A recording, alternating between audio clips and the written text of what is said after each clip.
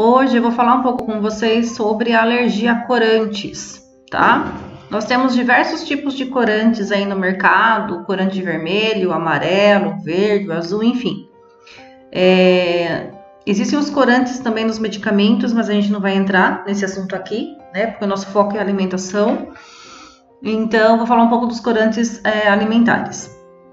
O que seria alergia a corantes alimentares, né? O corante ele é colocado no alimento para proporcionar cor, como tem na gelatina, nos refrigerantes, nos sucos artificiais, na salsicha. E em alguns casos, né, a alergia ela acomete principalmente crianças menores de 3 anos.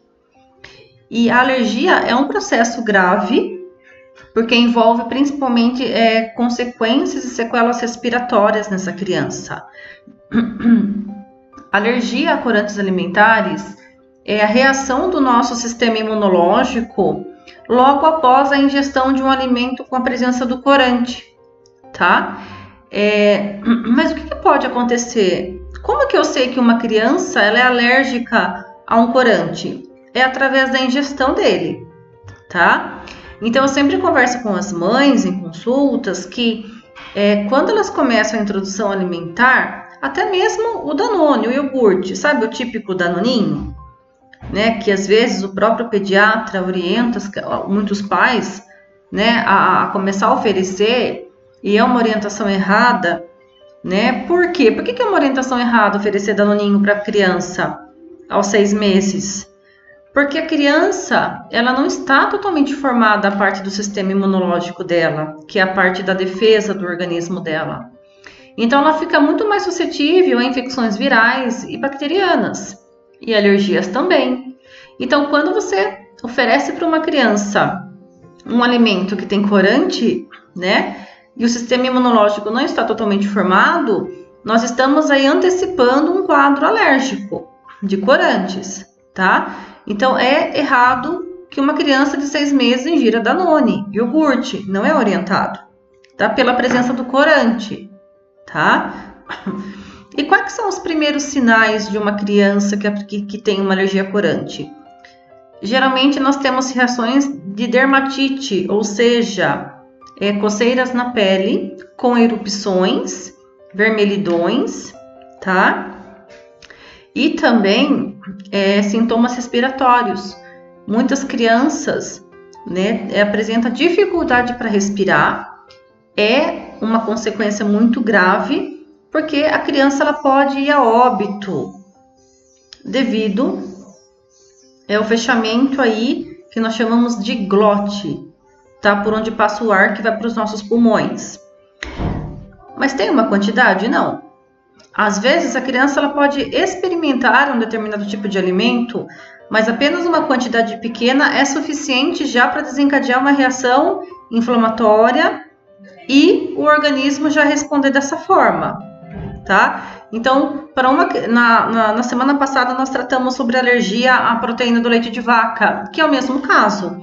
Às vezes, a criança ela não ingere a proteína do leite de vaca, apenas cai uma gota de leite no braço dela, já é o suficiente para desencadear um processo aí inflamatório e respiratório. E dermatite também. Que é o caso que acontece com essas crianças, tá? Então, não é independente da quantidade. Há crianças que têm uma reação inflamatória mais grave e com pequenas quantidades ela já pode ter os sintomas. Em outros casos, não. Em outros casos, depende de uma quantidade maior. Por isso que sempre eu converso com os pais, em consultas, e falo o seguinte: quanto mais tardar oferecer alimentos com corantes para as crianças, é melhor.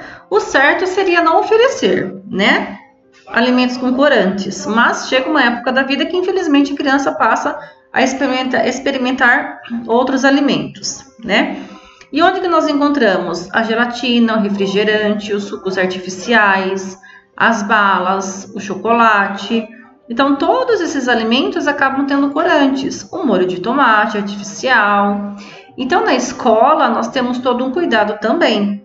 Então, quando chega a carta de um pediatra ou de uma nutricionista colocando que a criança ela tem alergia ao corante vermelho ou amarelo ou verde, enfim, nós adaptamos o cardápio, né, alimentar desta criança para que ela não venha a desenvolver nenhuma reação inflamatória na escola e, consequentemente, em casa também, né? E nós passamos toda uma orientação para os pais de como que tem que ser a alimentação dessa criança em casa, né? Quais são os alimentos que ela não deve consumir.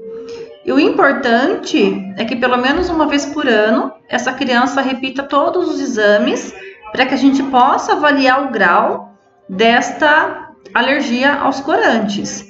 Então nós temos também, além da merenda, uma preocupação com os ovos de Páscoa, né? Eu enfatizo muito, ovos sem nenhum tipo de corantes, né? Pensando exatamente nas crianças, né? Nos alunos que apresentam alergia aos corantes. E aqui no município nós temos algumas que apresentam alergias a determinados tipos de corantes. Então é muito importante que o pediatra, nutricionista, sempre oriente os pais, né? De bebês que evitem o máximo de oferecer os alimentos com corantes, porque pode desencadear de uma forma precoce essa alergia aos corantes, né? Então, e eu sempre falo para os pais, quando vai começar a alimentação complementar a partir dos 6 meses, que sempre observe o que estão oferecendo para os seus filhos, né? Para que perceba que se essa criança já não apresenta um sintoma de alergia, tá? Então é muito importante que esses alimentos sejam naturais, não tenham nenhum tipo de corantes. Quanto mais próximo do alimento natural, melhor para a nossa saúde, melhor para ser absorvido e vai passar para o nosso corpo aí as vitaminas, os minerais, enfim, todos os nutrientes que ele precisa para a criança crescer saudável, tá? Então, muito cuidado com os alimentos, é muito importante. Eu sempre converso isso com os pais. Quando vocês forem para o mercado, sempre olhem o rótulo do alimento, né? Muitas pessoas não têm esse hábito de avaliar o rótulo, mas a observação do rótulo nutricional é de extrema importância para que vocês entendam como é formado aquele produto, né? Bem como a data de validade, informação nutricional e os ingredientes que compõem aquele alimento. É muito importante que vocês saibam realmente o que o filho de vocês está consumindo, né? Porque a gente precisa garantir para essa criança uma segurança alimentar. E isso depende de nós pais, de termos essa responsabilidade de sempre avaliar o rótulo do alimento. Às vezes, porque tem pessoas que falam para mim, mas eu nem olho a data de validade, né? Então isso é muito complicado, né? Nós temos que avaliar a data de validade, bem como o rótulo do alimento, para que a gente saiba os ingredientes que irão compor esse produto, tá bom? Então, pessoal, muito cuidado, tá? Com os alimentos ricos em corantes, para que a gente evite aí uma reação do sistema imunológico, tá? Para a gente evitar aí alguma consequência pior para o organismo desta criança, tá bom?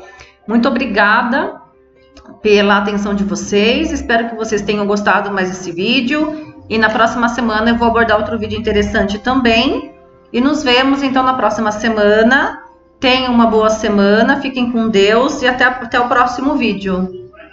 Prefeitura de Cabreúva.